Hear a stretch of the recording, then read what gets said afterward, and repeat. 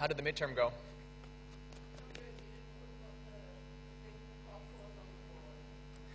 That's true. So me and Bjorn were discussing this. We're not going to deduct any marks. I told him originally not to put that on the test. He showed me the test. I said, you shouldn't make this hyperbolic coast. They're all going to freak out. He's like, no, we'll be all right. But it'd be nice if you guys could at least get the midterms back before complaining about your marks, right? You don't know what your marks are yet. How are you already complaining about them? You know?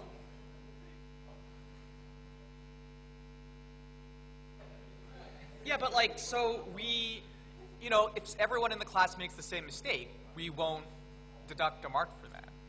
Like, what, this is your second year here?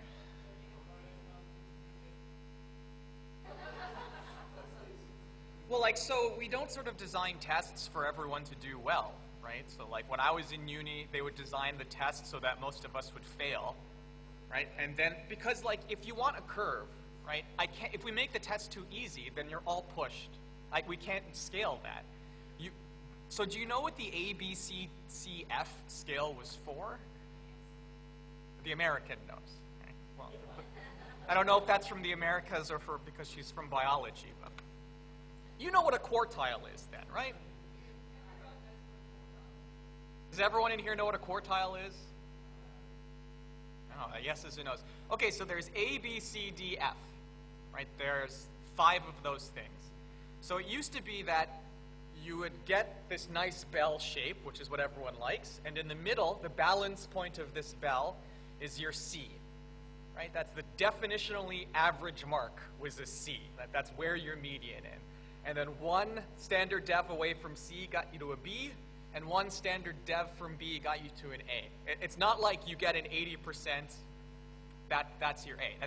These A, B, C, D, F is typically designated afterwards, right? And we can't get a good distribution unless most of you don't get most of the test perfect, right? So you really only know how you've done after a test when all the marks are collected, right? If you feel bad about it and every single other person feels bad about it, right, that's a good thing. You just need to make sure you're doing better than the average people in your course. Not necessarily that you have to get everything correct on the midterm. I'm surprised you haven't dealt with it. Who was your last professor? Was it Mike Malin? Jeff Hogan and Mike Malin.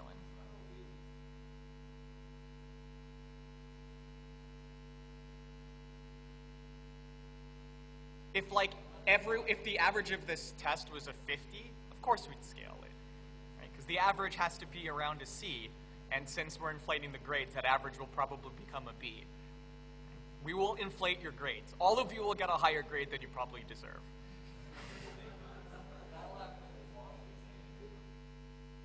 I'm just saying you can't really know how you've done because how you do is entirely a comparative assessment.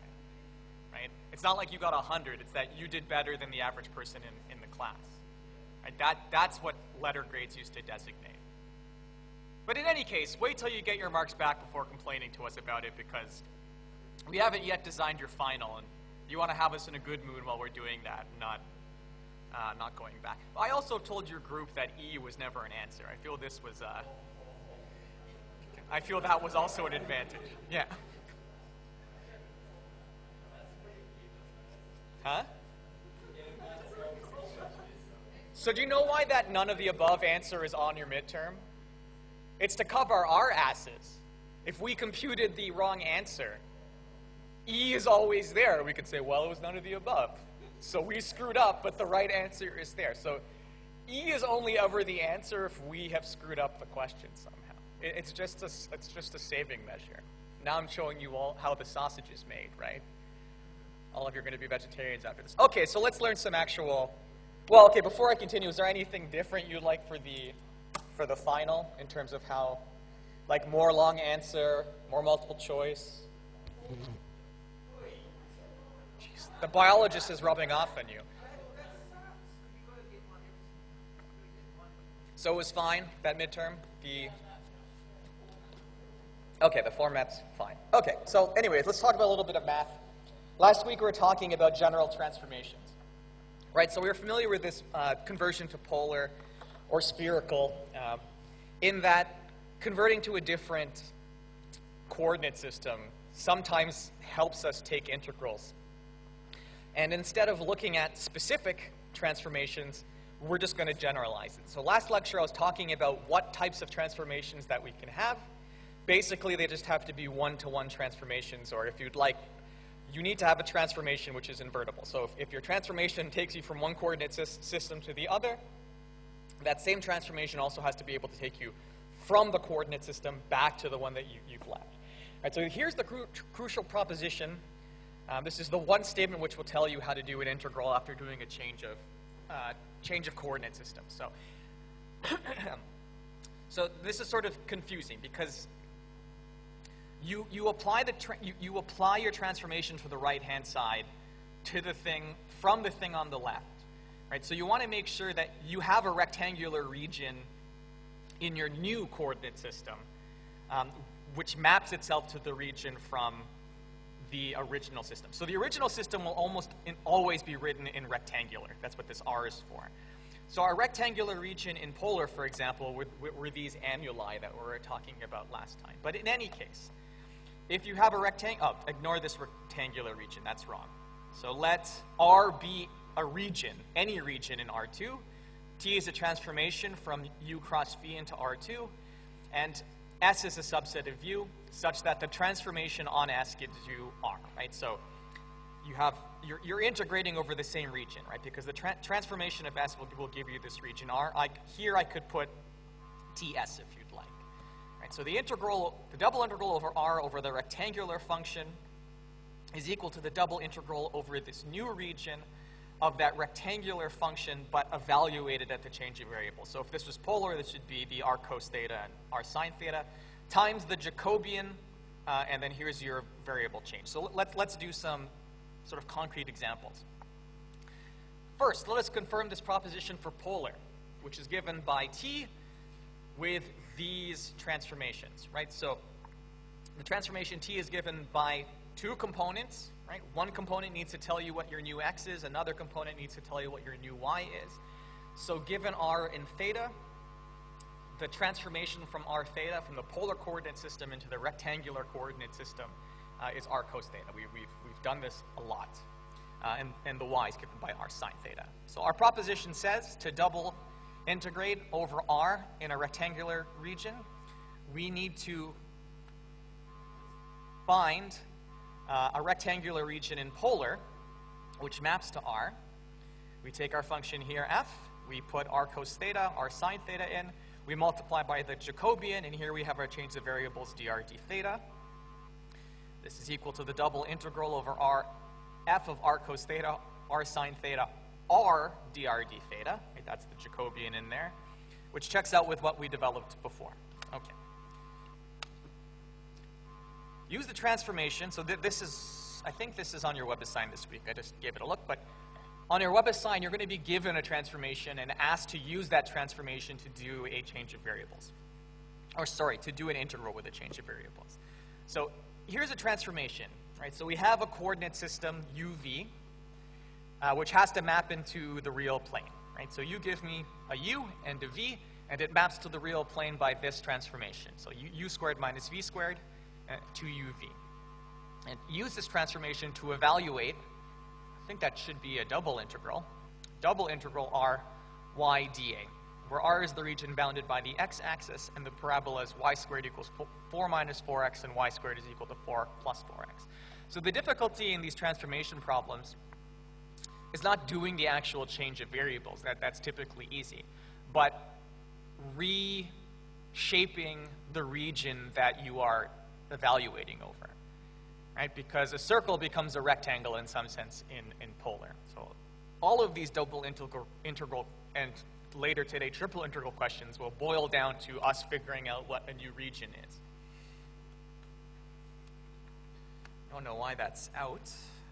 I don't want to do that either. Okay. So from earlier on in this lecture, we know that the rectangular region 0, 1 through 0, 1 maps to R. So this is unfortunate as this was a week old. Should I go back in the slides, or do you trust me? All right, maybe we should go back a bit. I'll just show you the picture. Remember this? This picture? We showed that this maps to a rectangle. Right? This is the real plane, and we had a rectangle in UV that maps to this. Right? So we can integrate over this by using the rectangle in the old coordinate system. So it's the same TS. More? Okay, so take it for granted that earlier we demonstrated this transformation takes a rectangle in our new coordinate system and maps it to a special region in R. We're going to need the Jacobian, so let's do that immediately. So here's the Jacobian, and it's just the partial derivatives of both variables of both components. Right? So here's derivative of u and derivative of v of the first component, which is this, and the derivative of u and v of the second component, which is this. Right? So u squared minus v squared becomes, oh, I have it written here.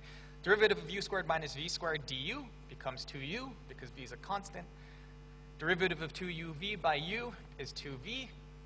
The derivative of u squared minus v squared dv is minus 2v, because the u is constant, and the derivative of 2uv by v is 2u.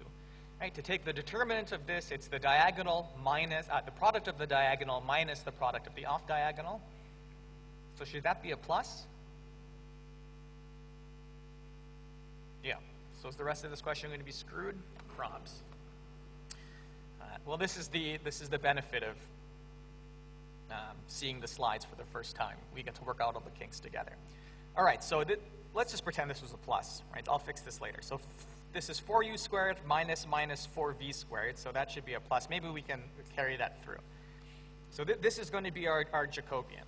Right? So to integrate, double integrate over this region R, this region that looks like a Pope hat, y dA, we're going to have to first do the actual change of variables. Right? So the proposition that I gave before says that we can swap R out with this new rectangular region, right? Which is the point, right? Because we can easily integrate over rectangles. So the rectangular region was 0 to 1 on v, 0 to 1 on u.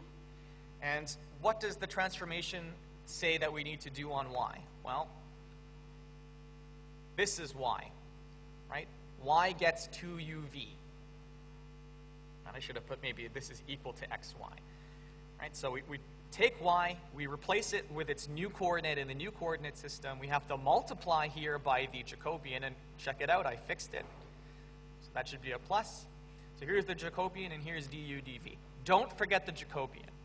This is the most typical mistake on these problems. Put the Jacobian in, and don't forget that you have to take the absolute values of it as well. The Jacobian here can never be negative. Right? Because the it's this times this times this is supposed to give you an area. Right? That's the value of the little areas that we're adding together. So those areas can't be negative by definition. Anyway, so here's the new integral in the new coordinate system. If I simplify a bit, and I'm going to be doing this a lot this lecture, I'm going to start pulling out constants like this because it's a good practice to get in. 2 times 4 is 8. I can take that 8 out. Then you get u cubed v and uv cubed, right? Du dv. Can we integrate this? Yeah, quite easily, right? It's a polynomial. The first one by du, remember it's the inside first, then the outside. So u cubed v plus uv cubed, the integral with respect to u. That's going to bump this exponent up to a 4, and then we have to divide by a 4. That's going to bump this exponent to a 2, then we have to divide by a 2. That gives this. We love zeros because that's going to cancel out the bottom thing. The top is going to give us a quarter plus a half, which is 3/4.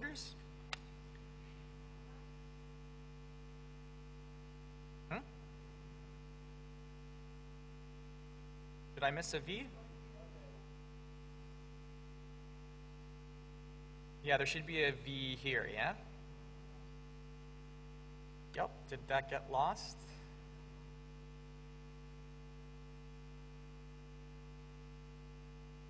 Yeah, so this should be what, a quarter a quarter v plus a half v cubed.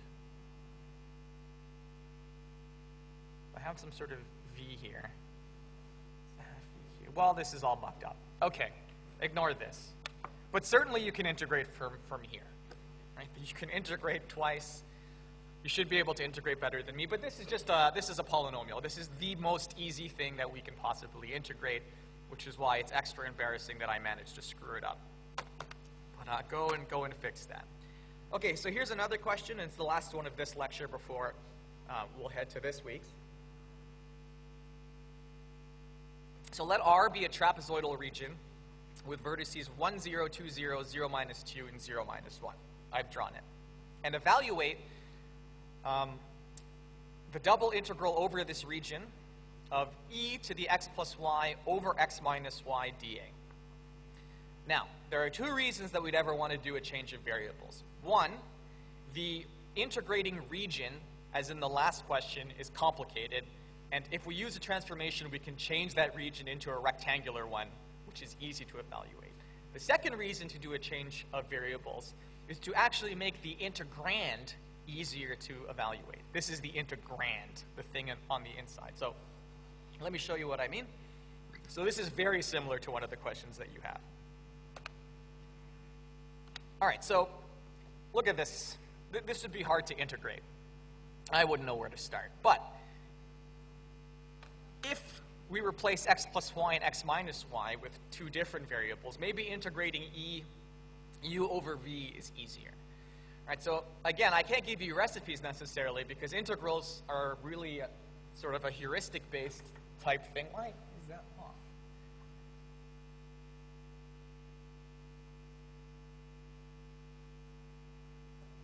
I think I broke it.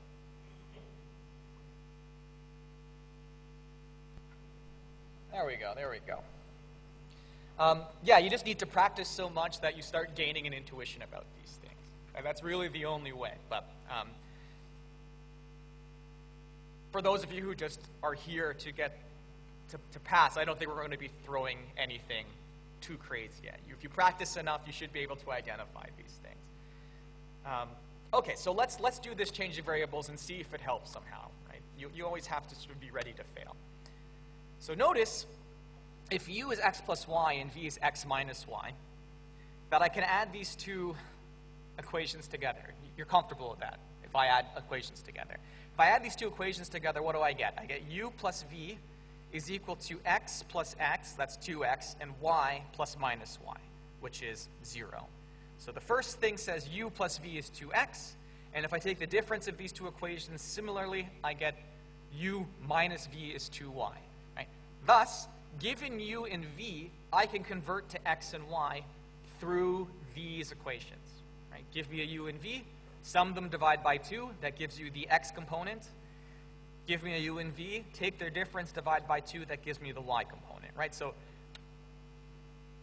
this is going to define our transformation. Right? It is important to note here that when we are not doing a change of variables to make the integrating region simpler, it is important to note here that we are not doing a change of variables to make the integrating region simpler, but to make the integrand simpler, which is what I just talked about. That's answer 2 of 4.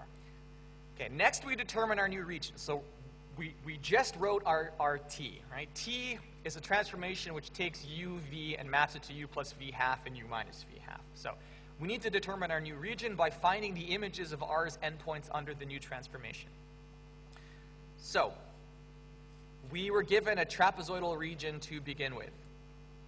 So remember, we have a transformation and we're mapping. Our transformation has to map from our new coordinate system into the Cartesian one, right? So we have to find the inverse transformation of the trapezoid, the original trapezoid, to find the new region that we are going to use for this integrand. So what point maps to 0, minus 2? Well, it's minus 2, too, right? If I take the sum of these two things, you get 0. Divided by 2, that's the x. And if I take the difference, that's minus 4 over 2, which is minus 2. What maps to 2, 0? Well, that's the point 2, 2 for the same reason. What maps to 1, 1? Well, that's the point what maps to 1, 0, that's the point 1, 1. What maps to 0, 1, 0 minus 1, that's the point minus 1, 1. Right? So we can map endpoints to endpoints. Now we have to figure out what happens in between these endpoints. It's usually lines. Right? Lines usually map to lines. There's some mathematical witchcraftery that we can employ for me to prove that, but it's sort of pointless. I can just show you how to apply this transformation to equations directly. So in the old region, we know what this line is here. This is this is y equals 0 for x equals 1 through 2. This is x equals 0 for y between -1 and -2. And we can get the equations of these lines, right? X minus y is 2, is this one, and x minus y is also 2. So these clearly are, one of these two things are wrong. Which one is it? How can we tell? We just have to plug one of these points in, right? So 1 minus 0 isn't 2. Right, so that's wrong. But 2 minus 0 is 2, and 0 minus 2 is 2. Okay, so this line is correct. This line is wrong. What should the slope of this be? So if I go forward 1, I go up 1. So this should have a slope of 1. This should be a 1? Okay. I'll change it.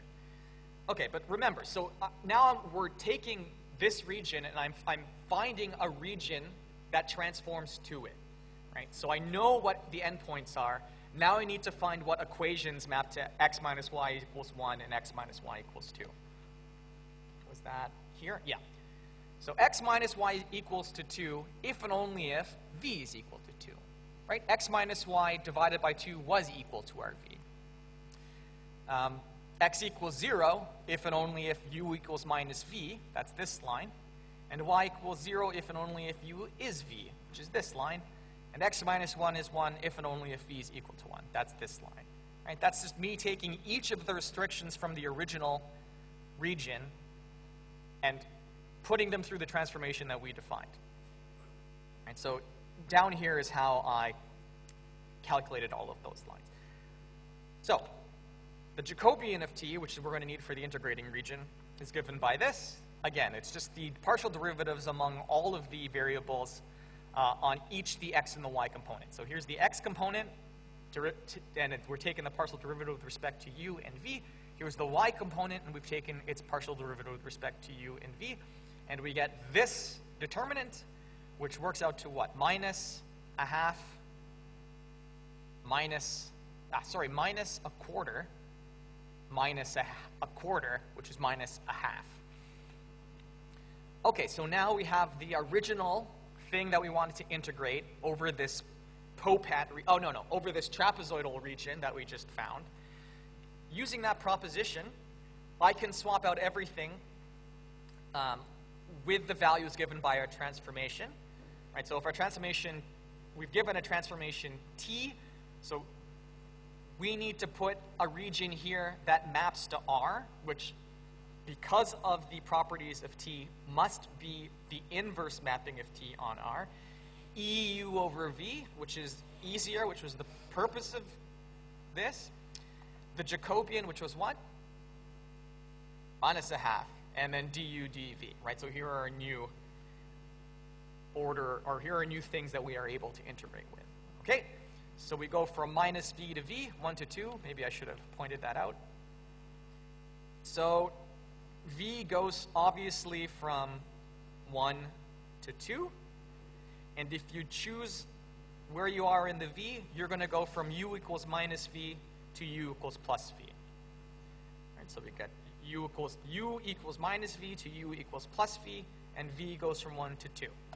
Right, so after swapping everything out with our change of variables, we have this integral. I'm going to pull out, and see, I'm putting absolute values here. So this minus 1/2 Jacobian goes to plus a half, which I've pulled out. Did I skip a step here? Oh, no. So what is the integral of EU over V with respect to U?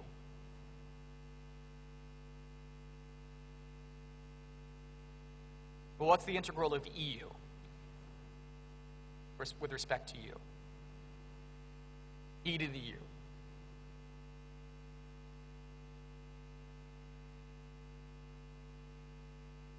Is this correct? If I take the derivative of this, I'm going to get EU over v times the derivative.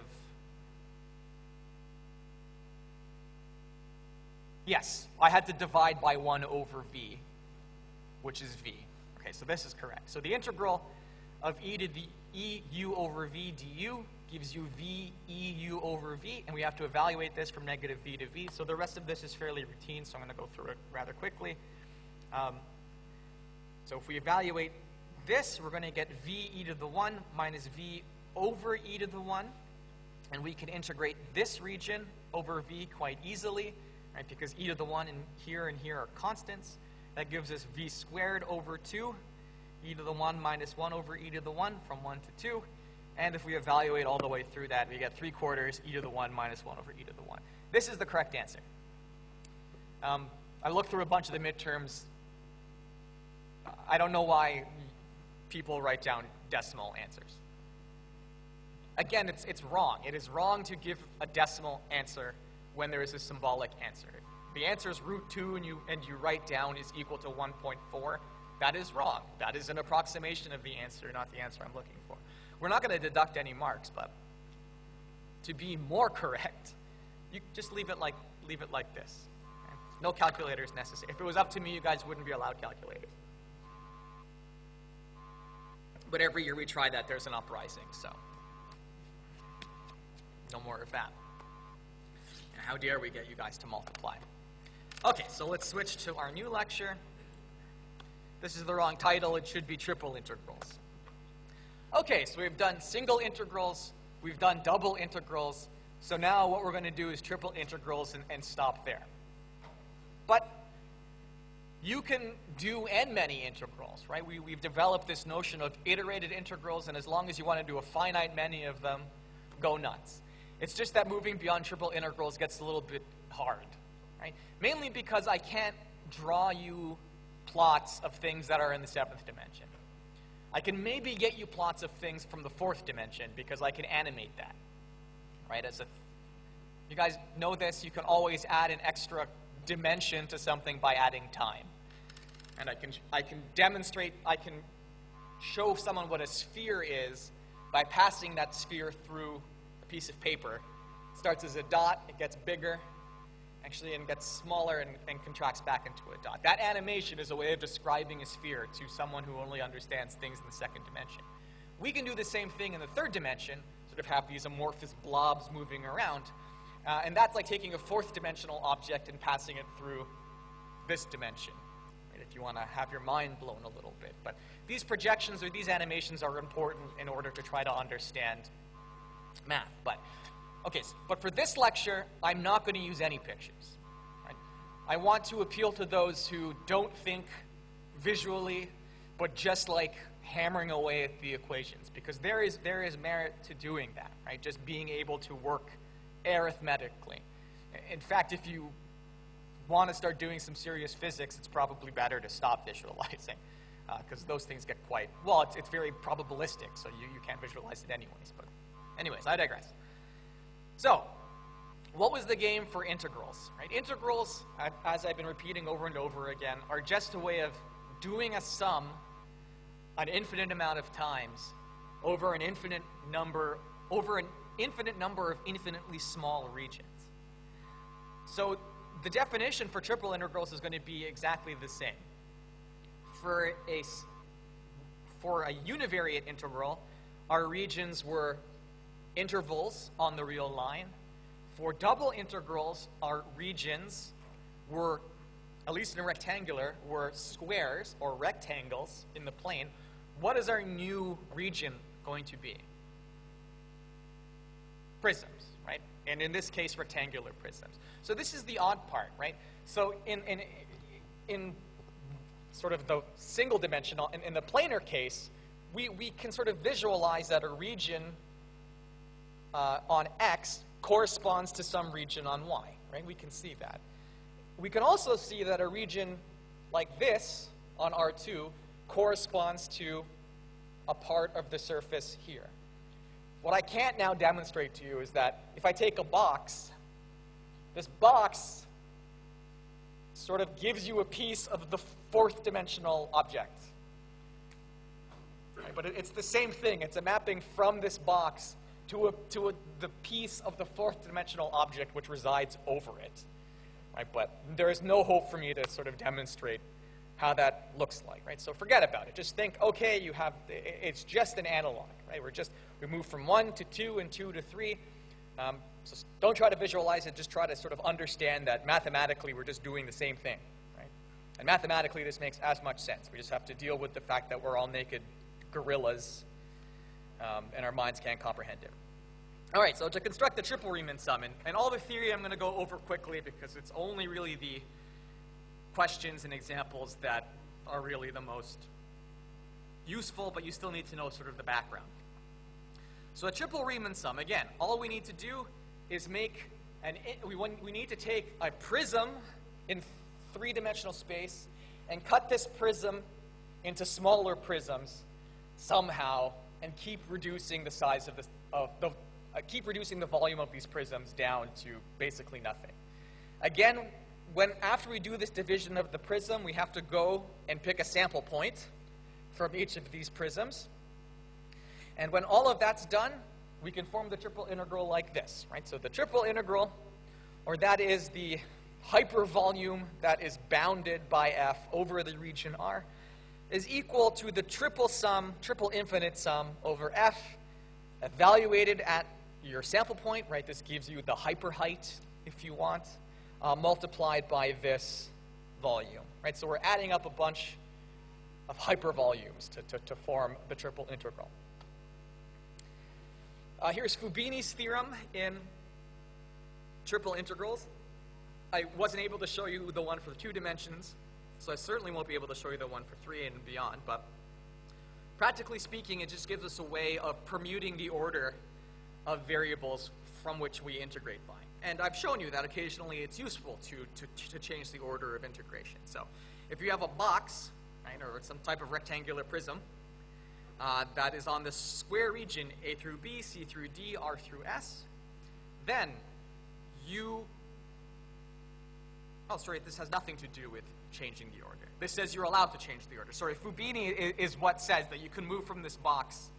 Doing the triple integral is equivalent to doing 3 iterated univariate integrals. That's the hard thing to show. So if you have a box, then you can go to here, right? So the integral over F over this region is equal to the integral from, and look at the way this changes, right? So this box says here's your X region, Y region, Z region. So X has to go from A to B, Y has to go from C to D, and Z has to go from R to S. So just keep that in mind. Right? Where the order of dx, dy, dz may be permuted. So this is true and all of the permutations are true. How many permutations are there? How many ways can we order X, Y, and Z? Cheeky. Can you explain how you figure that out?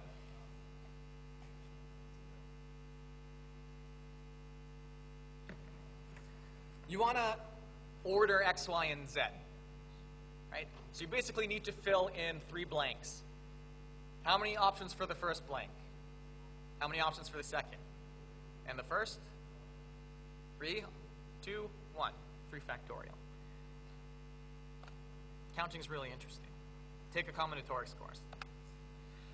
Okay, so here's a real question. Let B be this box, right? X goes from 0 to 1, Y goes from -2 to 2, Z goes from 0 to 3. And evaluate the triple integral, not the double integral, over this box, over the hypersurface x, y, z squared. That should be a triple integral. I don't know why it's a double. When I type this up, does anyone know what LaTeX is? I don't see this when I'm typing. It's really obvious when I look at it, but when I'm typing in code, to get a double integral is /IINT, and to get a triple one is IIINT, right? So it looks severe here, but I assure you, in the source, it's a very benign typo. Okay, so take the triple integral over x, y, z, dv. we're going to use Fubini's theorem here and just say, well, we'll just do 3 iterated integrals, but we have to make sure that we are integrating over the correct region. So the 0, 1 was on x, minus 1 through 2 was on y, and 0 to 3 on z. We go from 0 to 3. All right, now it's just a matter of doing these integrals correctly and in the right order. So I highlighted the thing that we're going to be integrating. So what is the integral of x, y, z squared dx? Yeah, x squared half y z squared. X squared half y z squared. We need to evaluate this at x equals 0. Well, it's always top minus bottom. So this evaluated at 1 minus this evaluated at 0, and we love zeros. So the only thing we have is the top, which is yz squared half. So now we need to integrate yz squared half dy dz. So what is the integral of yz squared half y?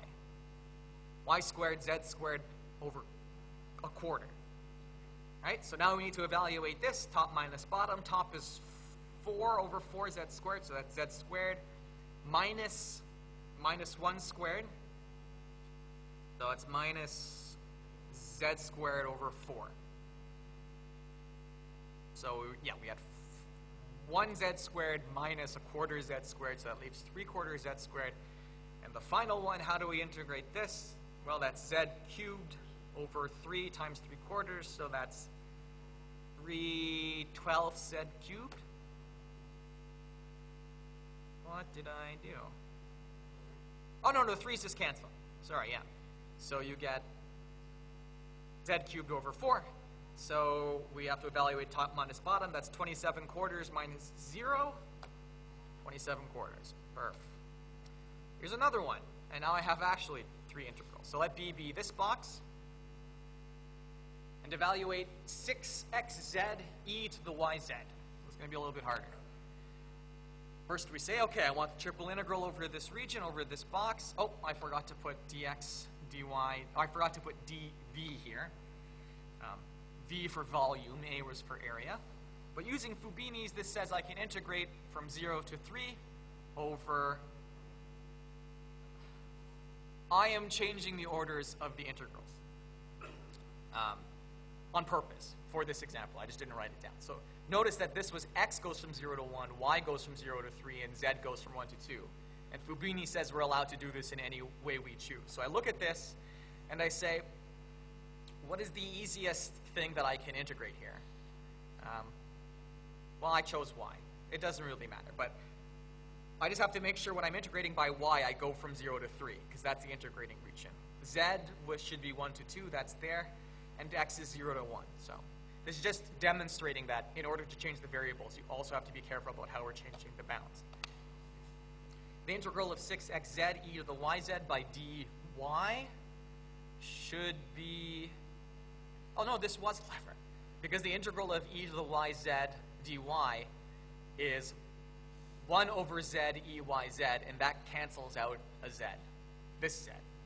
Right, so we integrate this, and we get 6x e y to the z, which was smart. Top minus bottom gives us 6x e to the 3z minus 6x, right, because e to the 0 is 1. Did I do that wrong? Should this not be a 6x here? Missing the brackets.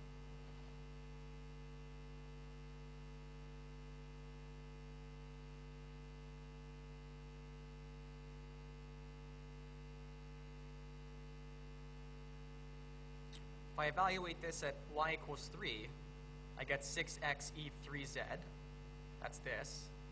Then I have to subtract the bottom, which is 6x e to the 0 times z. So this should be 6x, not minus 1. I will fix it.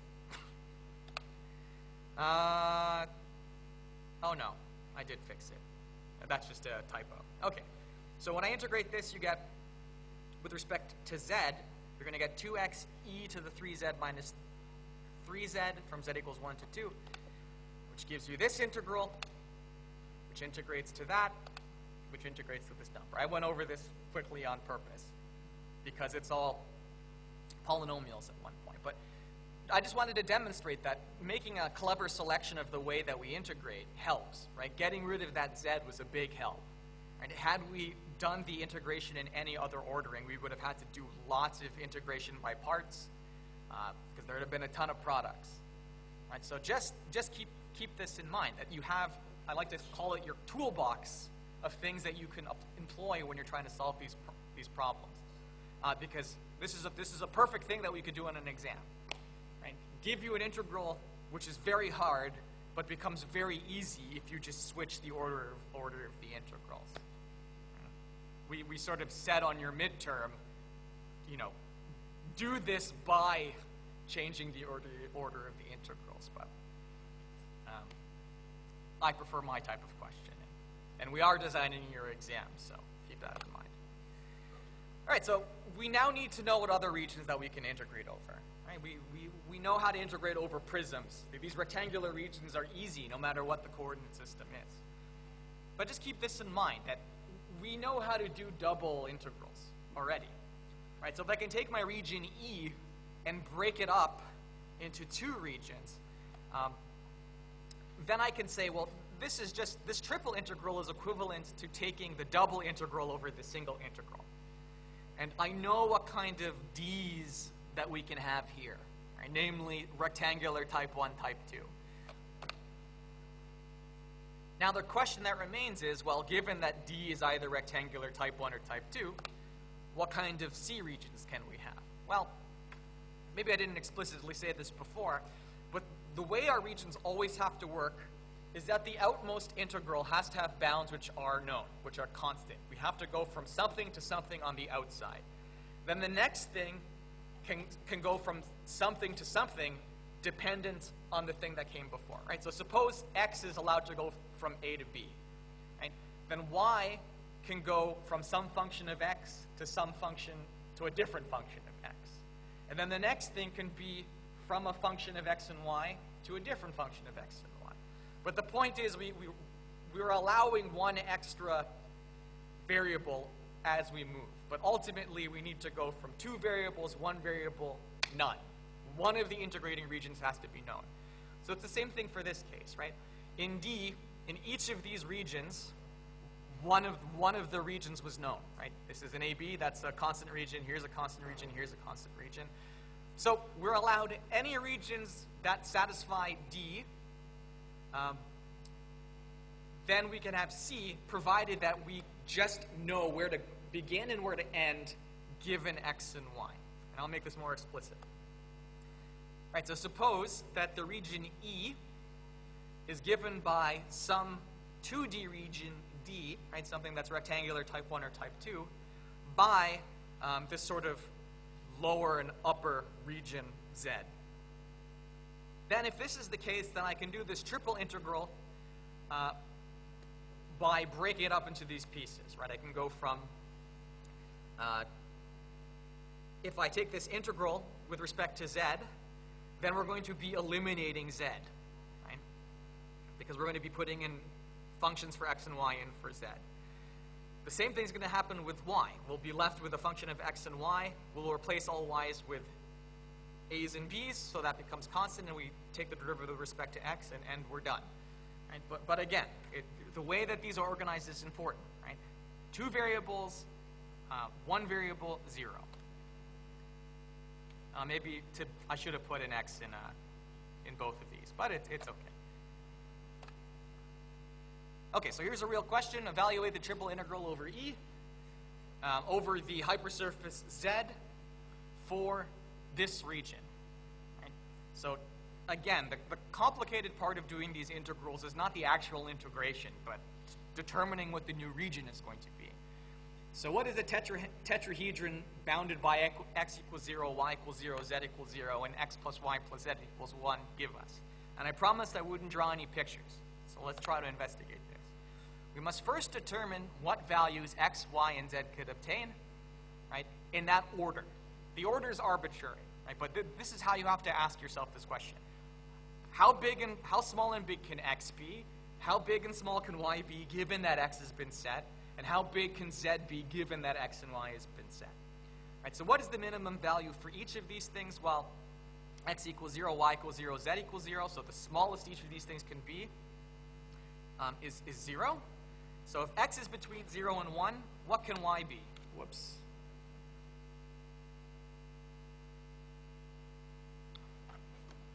So we know y is at least 0, but what can y be at most, given that x has been set? Well, what does this say?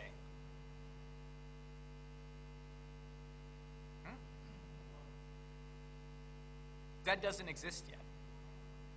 What does? You're very close.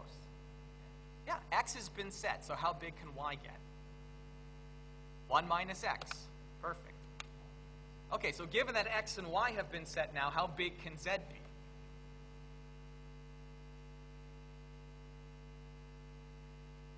Perfect. Right? It's exactly what you have to do. And if you just say this to yourself in your head while you're doing this, you shouldn't get them wrong. Right? But this is the game. You need to figure out what of each of the variables, how small can they get and how big can they get. And you have to remember that other things have been set as you're moving forward. So here's our region, right? And for now on, when I write a region, I'm going to write in subscript the order that I'm giving them in, because sometimes they're going to be switching them. So this is the region, a rectangular region. Well, not really rectangular, but a region that we can integrate over. And this is the x interval, this is the y interval, and this is the z interval. Right? So all that remains now is the routine evaluation of the iterated integral. Right? So the original question asked us, how can we triple integrate over z dv? Well, using Fubini's, I can swap everything out, being careful to match the integrating bounds with the correct integral. Right? So z, as we had pointed out correctly, goes from 0 to 1 minus x minus y. Y goes from 0 to 1 minus x, and x goes from 0 to 1. So let's try to get this out. Right? So what is the integral of z dz? Z squared half. Great. So z squared half evaluated at 1 minus x minus y minus the bottom. Bottom is 0. We love zeros. So we're going to get on the top what? 1 minus x minus y squared over 2. So as promised earlier, I'm going to remove the 1/2 to keep these things. And this is a good habit to form. Start pulling out all of these constants. Right? You want to be integrating the easiest thing that you can. So I'm just going to pull it out. So what is the integral with respect to y of 1 minus x minus y to the squared? Well, you expand it and integrate it and then evaluate it again, or sort of factor. Anyways, it's this. 1 minus x minus y cubed over 3 minus. So if I take this, I take the top minus the bottom. So what do I get when I substitute 0 into here? You're going to get 1 minus x third cubed. If I put a 1 minus x into here, 1 minus x minus 1 minus x. So the first thing should be 0. Great. Right, so we're left with 1 minus x cubed over 3, which I took out, which makes this a 6th. What is 1 minus x cubed dx?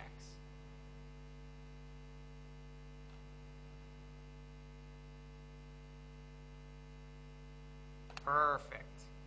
Perfect, perfect. That gives us that, and evaluating top minus bottom gives us 1/24. Right, that should be right. 1 minus 1 is 0, minus the bottom is a quarter. 6 times a quarter is a quarter. Cool. So the integrating here is perfectly easy, perfectly routine. Right? But finding the region to integrate over was the hard thing. So this will always be the name of the game for these type of questions. What other representations of E are there? Well, how many did we say there were? 6. So the 6 representations are these. So here's the x, y, z one. Here's the x, z, y one. The y, x, z, the y, z, x, the z, x, y, and the z, y, x.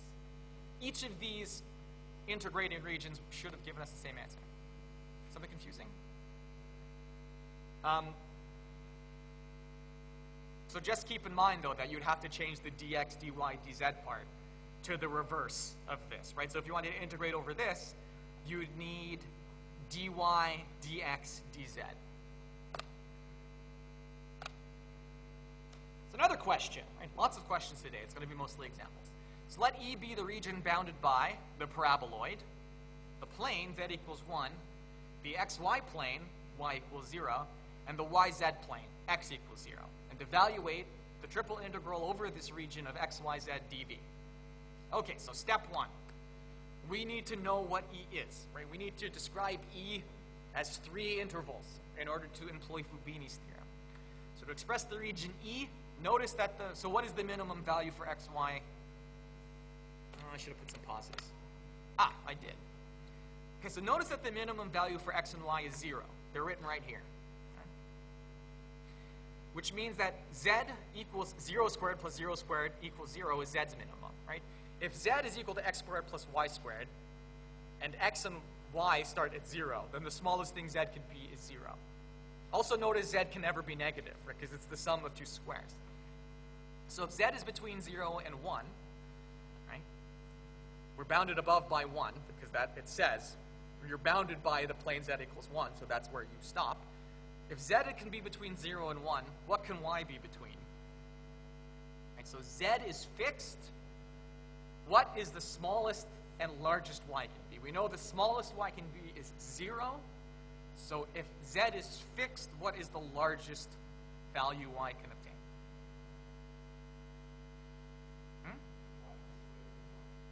Y equals square root of 1. Because you set z to 1.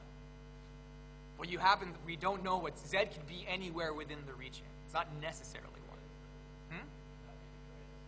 What's the greatest value y can obtain given that z has been set in that region? Right? Your answer would be right if I said z is 1. What's the biggest that y can be? So would you like to amend your answer? Well, no, y, you forget about y. Y doesn't exist yet. You assume y is the smallest it can be, right? Because it hasn't been set. Right? So given that z has been set, and we're ignoring x, then y can be at most the square root of z. Right? Because we set x to the smallest possible thing. We're trying to maximize all of these values. All right, so x can start at 0 because of this. So given that z and y have been set, what is the largest value that x can obtain?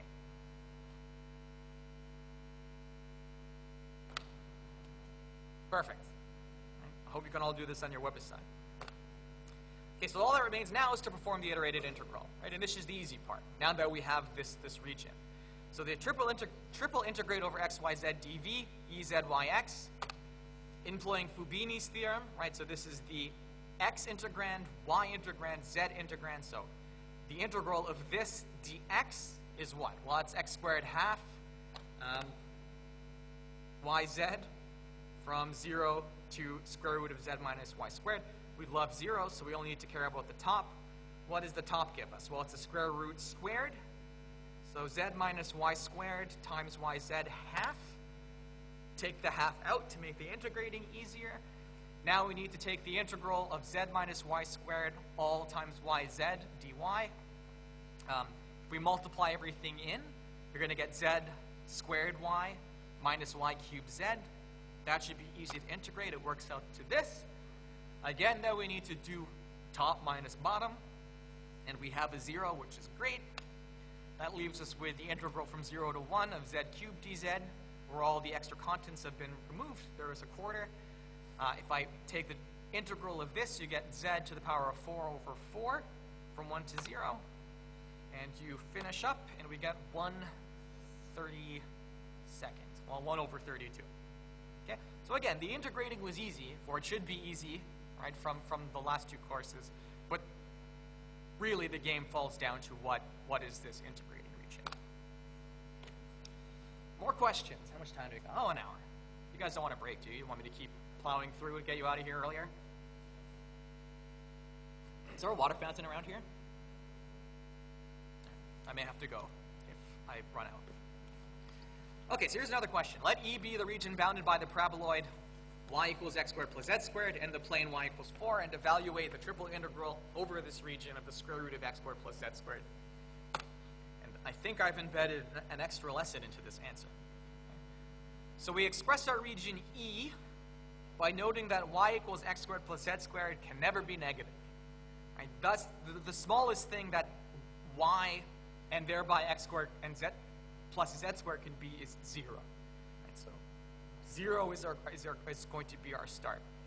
So if x squared plus z squared is in between 0 and 4, what is the minimum and maximum value for x?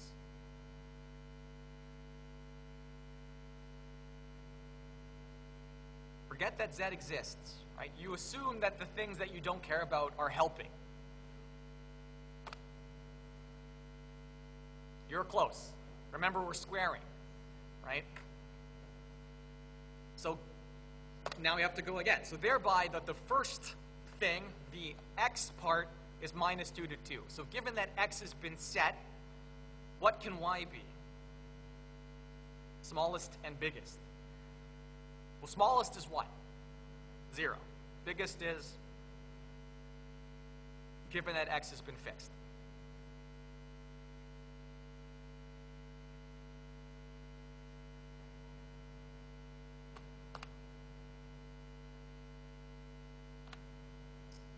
I think I fibbed. If x has been fixed, the smallest y can be is x squared. Y is the sum of x squared and z squared. Right? But the largest value it can obtain is 4.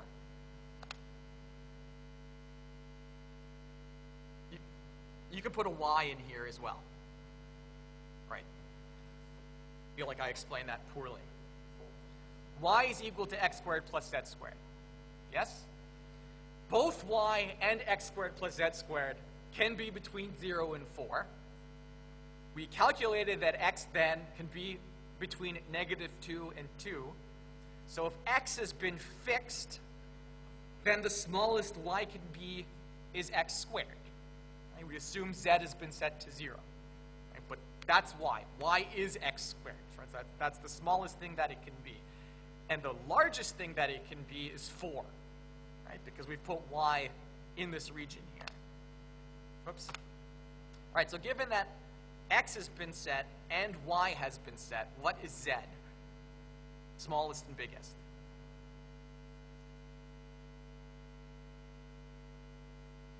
This one's a little bit harder. But what happens when you solve this for z? Right. You solve this for z. You get z is equal to y minus x squared all root. But you know that these roots have two solutions, a -1 and a +1. Right? So you can move from the smallest, which is the negative version of it, to the largest, which is the positive version of it. So here's our region. This was a little bit of a harder one. It's going to take some time to get good at converting these regions. Make sure to practice. Have you found copies of Stuart's textbook yet? There are literally hundreds of practice questions in that book with solutions, both in the back of the book and full solutions. Right? So practicing is the best way to, well, gain competence at basically everything. Okay, so let's finish out this question. So to triple integrate over this e x y z dv, I'm just going to employ Fubini's theorem and throw everything in here. Right? So what is the integral dz of the square root of x squared plus z squared? Well, there's one obvious answer to this question. What do I always say does this look like something that would be in the tables? The square root of a constant squared plus z squared? Okay, so one solution is to go look at the tables. The other solution is to say, I shouldn't have chosen this order of variables. Perhaps there's a different order which is going to make this easier. But not to say that we would have to give up doing it this way. You could go to the tables and continue. But try to be a mathematician and try to be lazy. Right? Don't resort to hard work until you absolutely have to. Right? So what is missing from here? Okay, so integrating with respect to y first should be easy, right? Because everything will be held constant. So let's redo this whole question, but let's integrate with respect to y first, which means that it has to be set last. So here's our new region. I won't redevelop it, but you can go back and try it and confirm. But in the same way that we figured out the region from before, a new region will look like this, and it's going to allow us to integrate with respect to y first. So here's the same integral. Here's the new integral with the different ranges, or the different order of variables. So let's see if we can do this now. Okay, well, what is the integral of the square root of x squared plus z squared when all of that is a constant? Yeah, chuck a y on it, right? Chuck a y on it and do the whole top minus bottom thing. It works out to this. And y is this nice? We're doing so many things at once here. What do you see? These are the heuristics that you need to start getting good at, right? Seeing patterns have to put a light bulb above your head.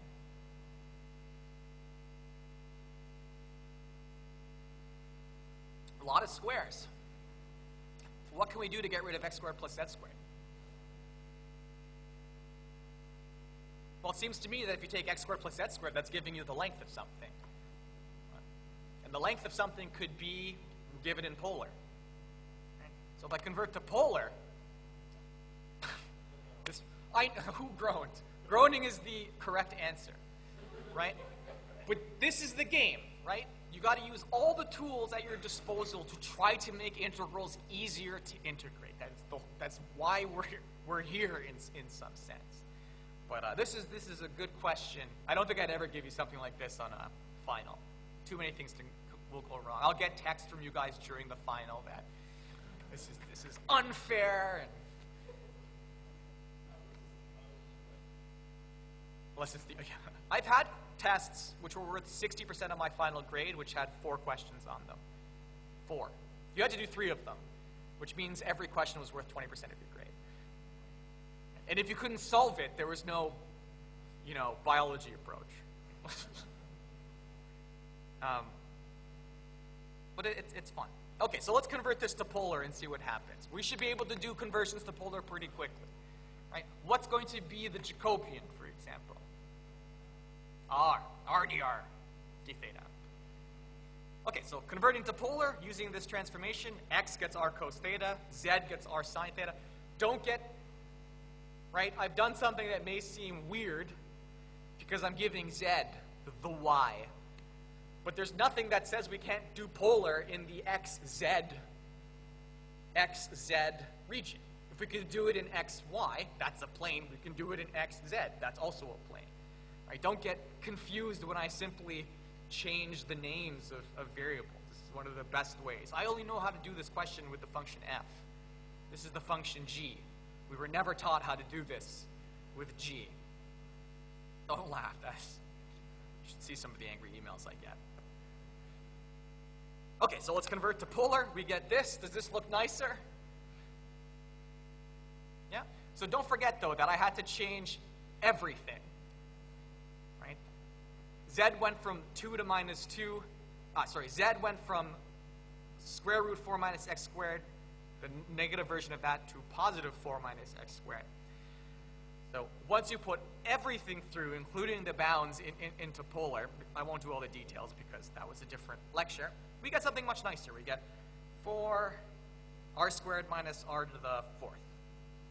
Is there a way that I can sort of try to explain this?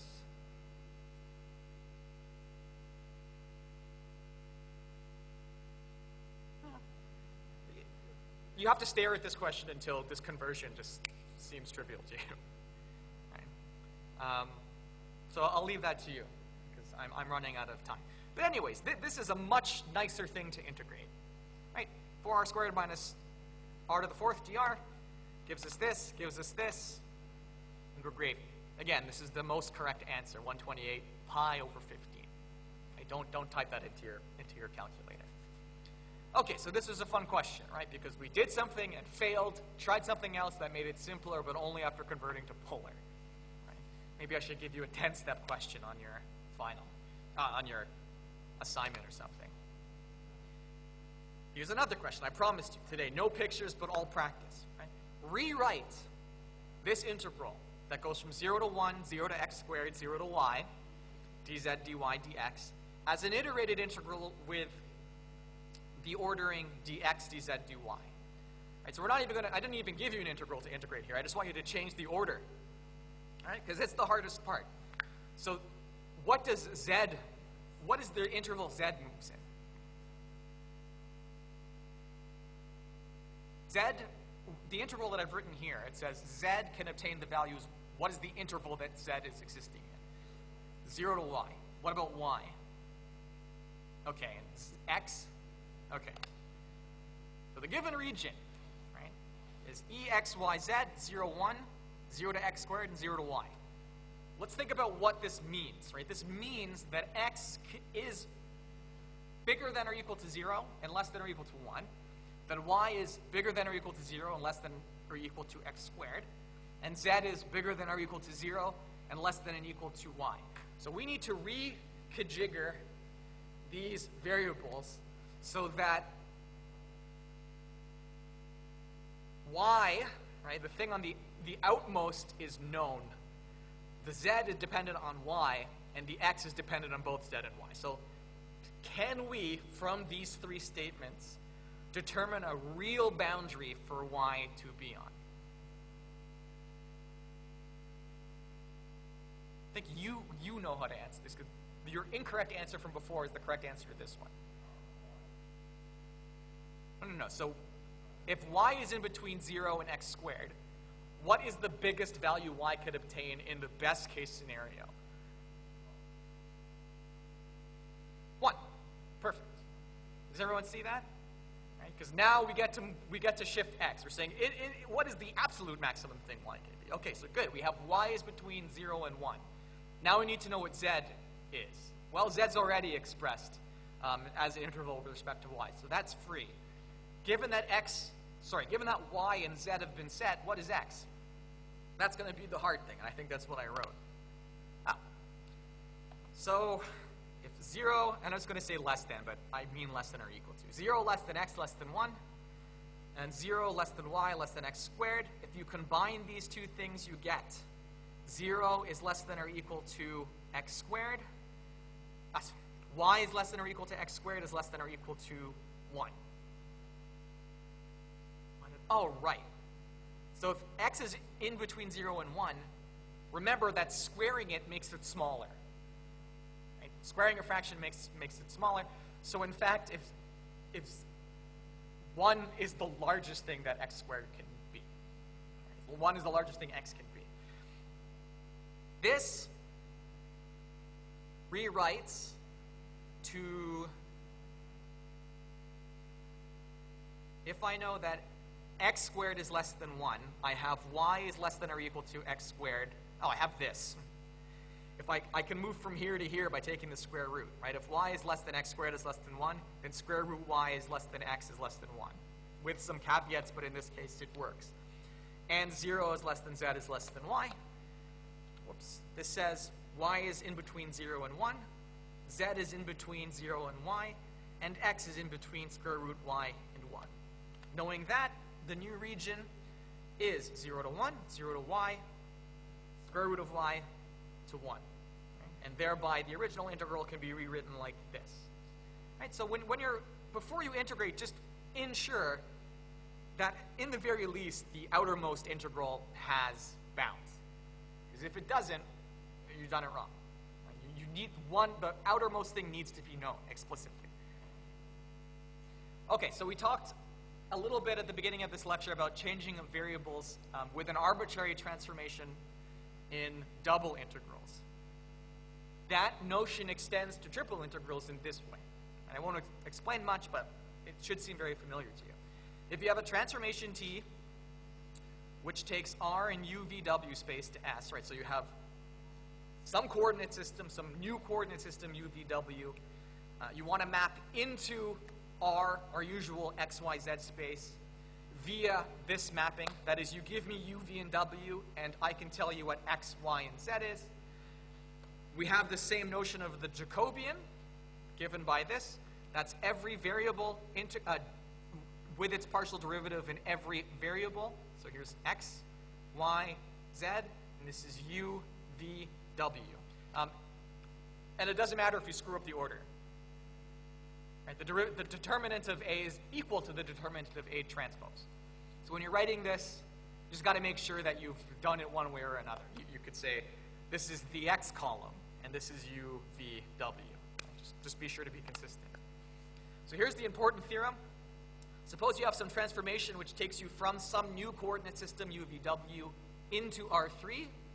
Then the triple integral over the transformation of this region is equal to the triple integral over the original region, F, after you've changed each of its variables according to this transformation, multiplied by the Jacobian, the absolute value of it, right? So it will always be positive, du, dv, dw.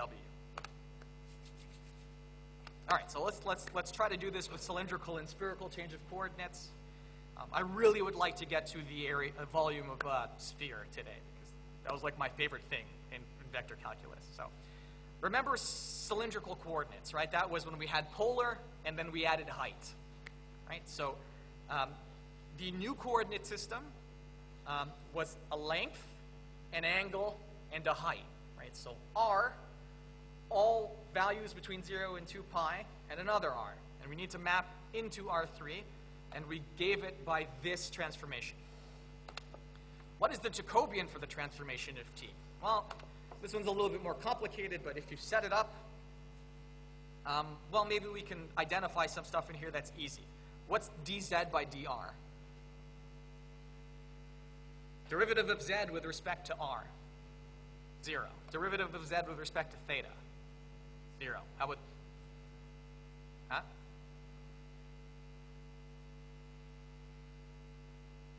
Also 0, also 0. This is, so how would you take the determinant of this? Lazily. Right, that's the name of the game. You want to be lazy.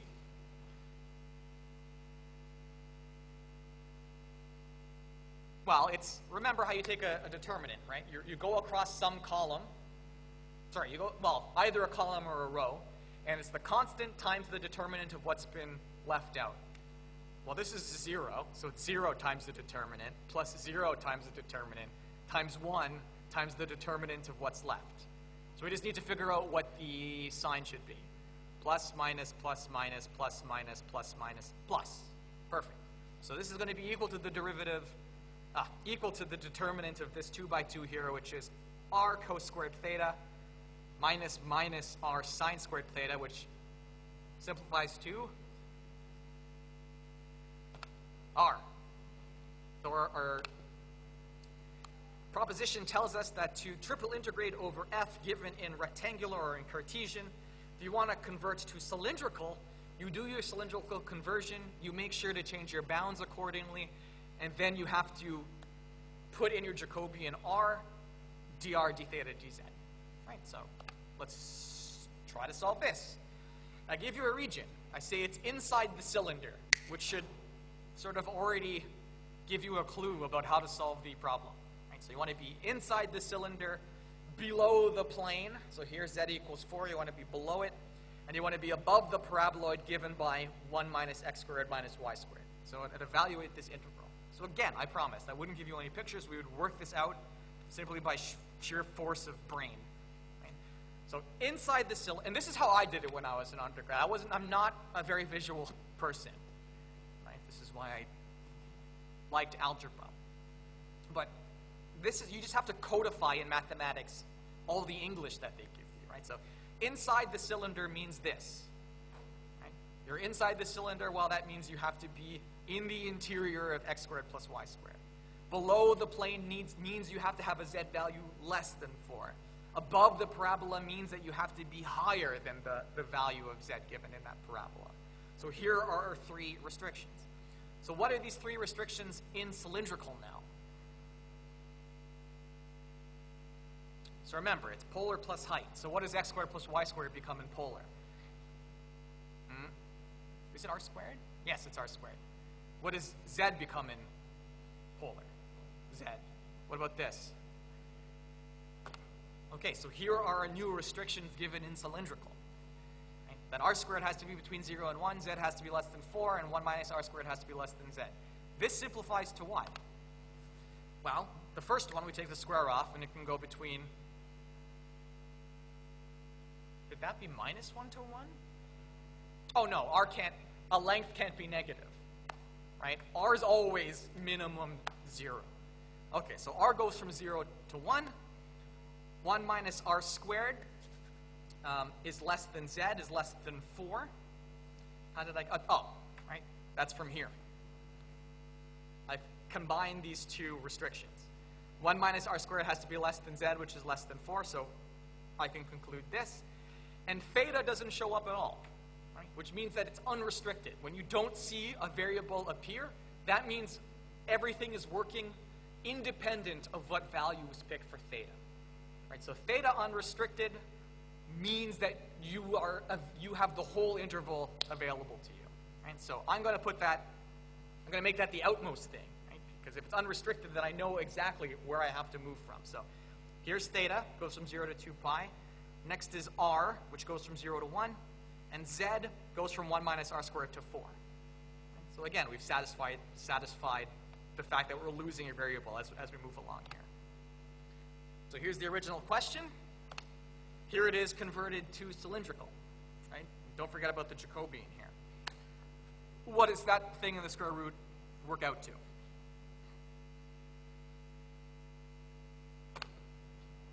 Ah, bollocks. That should be an R, yeah? Oh, Noah. Thank you. Does everyone see that? This becomes R squared square root, which becomes R, which multiplies by this R to give you R. Isn't math gloriously fun? And aren't you glad we all get to spend our Thursday evenings together? No. Well, bonus points for your honesty. Okay, so again, we just now have to do integration, right? I hope that this stuff is becoming routine. But R squared dz becomes zr squared. I do top minus bottom. I get this.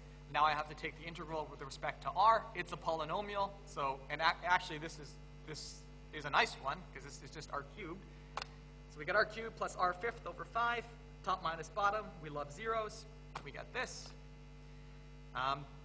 And we get that. Right? So the answer to this is 12 fifths pi. Right? But I care less about the actual process of integrating and more about setting up the bound. Because that's going to be the hardest part of these questions and probably worth the most amount of marks. But I've told you how to do it with pictures and that without pictures. So you have to find where your niche is. Right? It's probably somewhere in between. Yet another question. How much time do we got left? Okay, I'm going to do these questions, but maybe I'm going to go a little bit faster than I normally would. I'll skip over all the trivial integrating stuff. So this seems easy. Oh, okay, so I give you this on a test. I just say evaluate this. Right? What kind of lights should go above your head? Okay. Whenever you see x squared plus y squared, you should immediately think maybe this is better in polar. Right? I got x squared plus y squared here and here. I have some stuff in here. It doesn't hurt to try. I certainly wouldn't start this by doing regular, I look at this and I say there's no way this doesn't require some type of transform. Right? Because it's just going to keep getting successively more difficult as I keep introducing more and more square roots. Right, so F that noise. Let's be lazy. Okay, so observe that we have this region on the outside. Right, so the Z region goes from root x squared plus y squared to 2. That means the xy region is given by minus 2 to 2 minus root 4 minus x squared to positive root 4 minus x squared. So notice that this region is the disk, right? If x can go from minus 2 to 2, and y can go to the top part of the circle to the bottom part of the circle, then that region is a disk of radius 2. And the disk of radius 2 requires no sort of mathematics to represent as a polar region, right?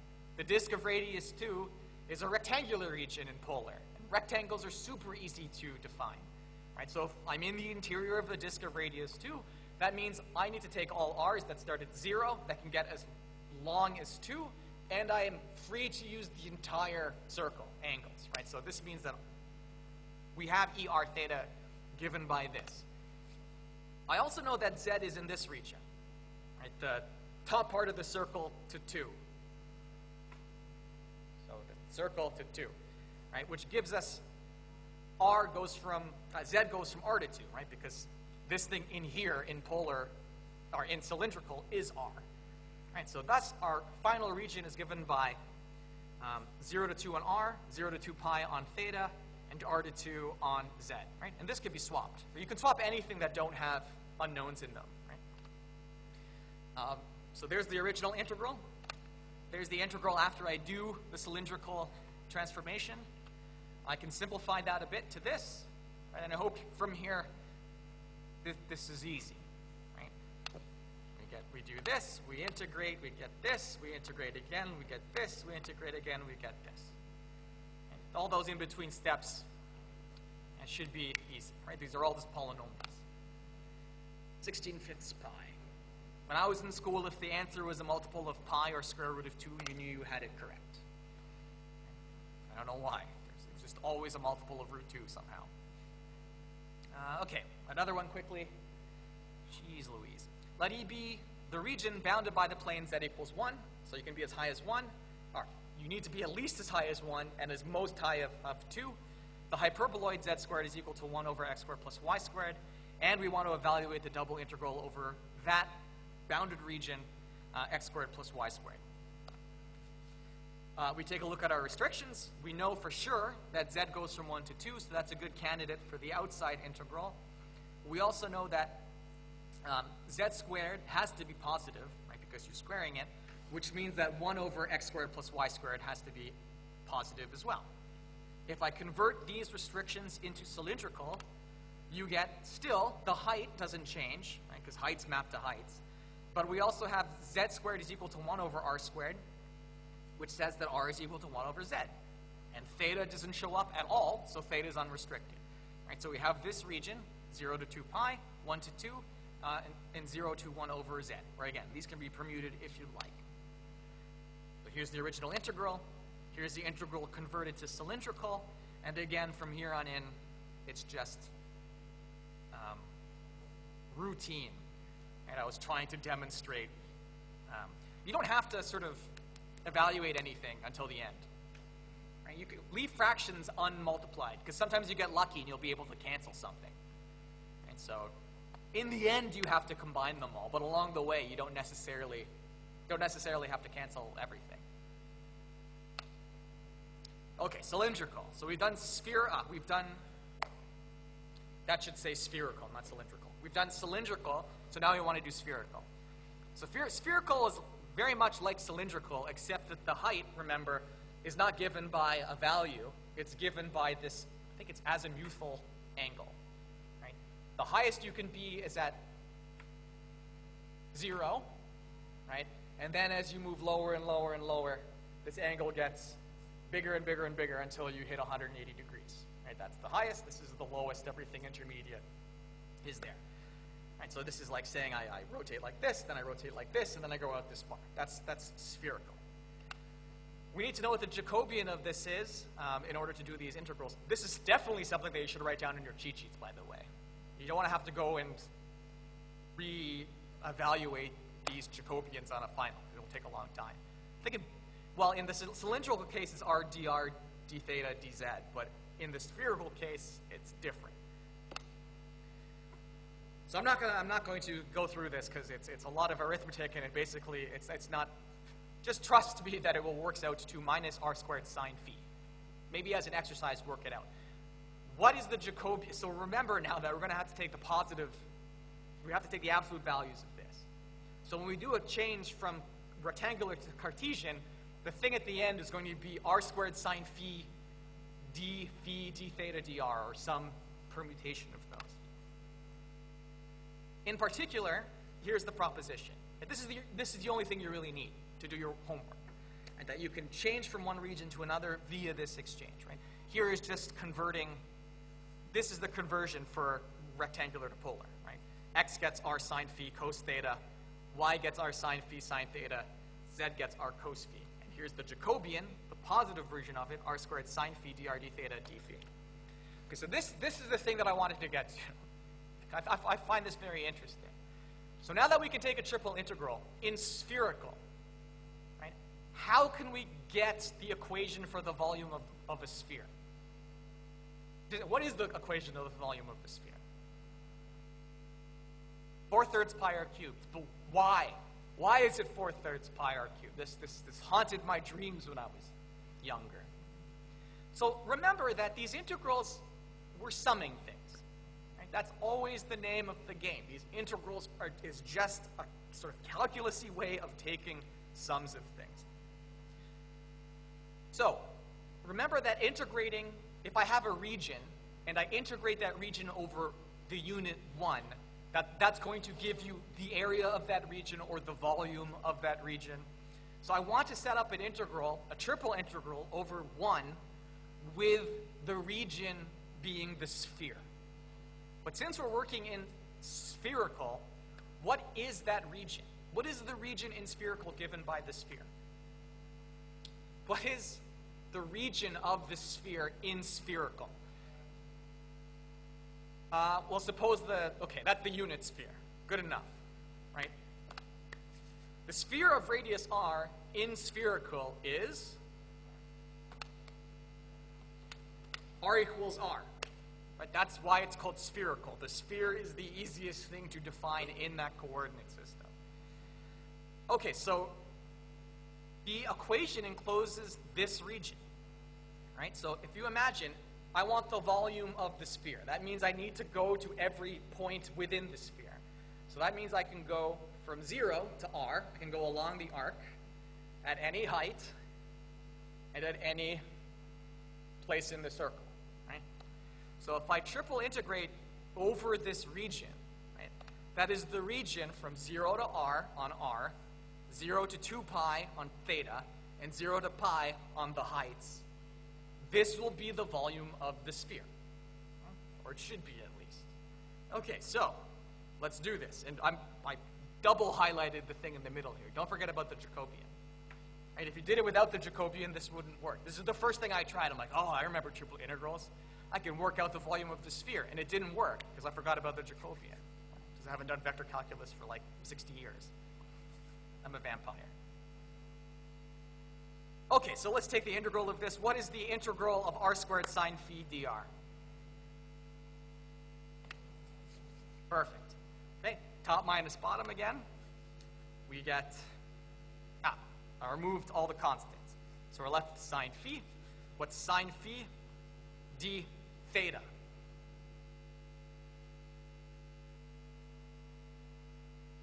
It's theta sine phi. Right? Remember, sine phi is a constant. Forget about it. Just see it as a constant. So we integrate that to sine phi theta. We do the whole 2 pi to 0 business. So great, we have a 0 on the top. We'll have a 2 pi times sine phi. So I'm going to remove the 2 pi. You get 2 pi thirds r cubed, 0 to pi of sine phi d phi. What's the integral of sine? Minus cos from 0 to pi, which gives 4/3 pi r cubed. Whoa, mind blown. But sort of these, like, finding the volume of solids was hard, right? They would fill up a tub with water, put in the object, and then measure the volume that was displaced. Right? This is why calculus is useful, right? We can take external measurements of things and determine other intrinsic properties, like density. And so I know it feels like we're just here playing around with integrals, but calculus was invented to solve very real problems. Center of mass, density, average value. Now, was it Archimedes who got someone killed? Yes? Who said yes? Okay, cool. So I can tell the story and not feel bad about being wrong. Right, so the king was given a crown by someone he commissioned a crown to be given. And he said, okay, Archimedes, you know who Archimedes is? You know what a lever is? He's the guy who said, oh, if you have a lever, it makes things easier to lift. And if you have two levers, it makes things quadratically easier to lift. He pulled the whole ship to shore using pulleys. And the king said, wow, that's so impressive. I declare everything Archimedes says to be true. I don't know what I personally would have done with that responsibility, but it wouldn't have been good. He said, look, Archimedes, I feel like this guy I commissioned to make this crown for me has cheated me somehow. Right? I need you to figure out if he actually put all the gold in this crown or if there's lead inside this crown. Caveat, you can't cut the crown. I like this crown. Don't ruin it somehow. Right? So Archimedes was thinking long and hard about this, and he got frustrated, so he said, okay, I'm going to take a bath, right, and figure this out. So he took off all of his clothes, and he got into the bath, and he saw that the level of the water in the bath went up. And he said, Eureka! And he started running through the streets naked, yelling, Eureka, Eureka, which means I got it. But that story relates to what I was talking about because it's the displacement of the water, which he realized is the way that he could determine the volume of the crown, which he did.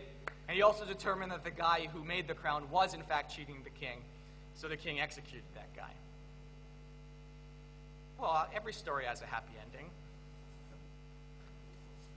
But again, mathematicians have crazy, interesting backstories.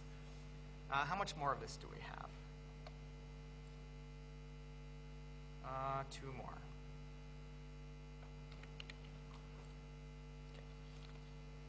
Because I only got you for 10 more minutes. Okay.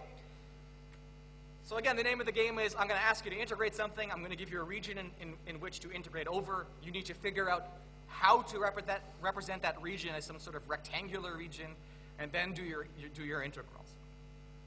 Let B be the unit ball, right? All points that are unit distance from the origin, right? Or points that satisfy x squared plus y squared plus z squared is less than or equal to 1. Evaluate the triple integral of e to the x squared plus y squared plus z squared, all to the power of 3/2 over this ball. What's the first thing you think to yourself? Right, you have a ball. Right? So the ball, what's the representation of the ball in spherical? This ball.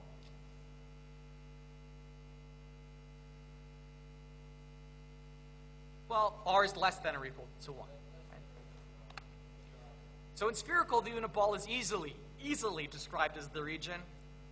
All lengths 0 to 1 at any part, at any rotation here, at any height. Right? We can convert this to polar.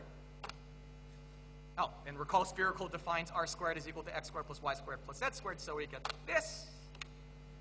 Right? And in particular, the integrand becomes much easier. We get e to the r squared to the power of 3/2. What's the law here when we're taking exponents to exponents? What is r squared to the power of 3/2? R cubed, right? When you exponents to exponents means you multiply them, right? So 2 times 3/2 is 3, right? So we get this er cubed r squared, which is nice because I can very easily integrate er cubed r squared. Right? That's just er cubed. Oh, another trick, which is useful for this type of stuff. You're free to move these integrals over things that don't involve the variable that's being integrated. Right? Sine phi is a constant with respect to theta. So you can take that out. Right? R squared er cubed is a constant in d theta, so that can be removed. Right? So you can sort of express these integrals differently to more easily integrate them. Right? Because what's the integral of this, for example? 2 pi. Right? It's 2 pi minus 0. Here you're going to get, oh geez, cos or sine? Or sorry, is it minus cos or cos? Okay, so you're going to get minus cos pi minus cos of 0. You prefer the hyperbolic functions? From now on, only hyperbolic trigonometric functions. Okay, so I can evaluate all of those integrals individually to do this. You work those out, and you get 4/3 pi e minus 1. Right, so again, all the interesting stuff here was just doing the actual transformation from spherical to something else. I think this is the last one. Oh boy, it's not. So which one's more important?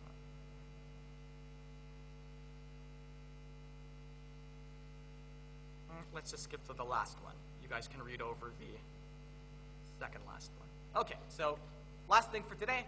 Let E be the region above the xy plane. What's the equation of the xy plane?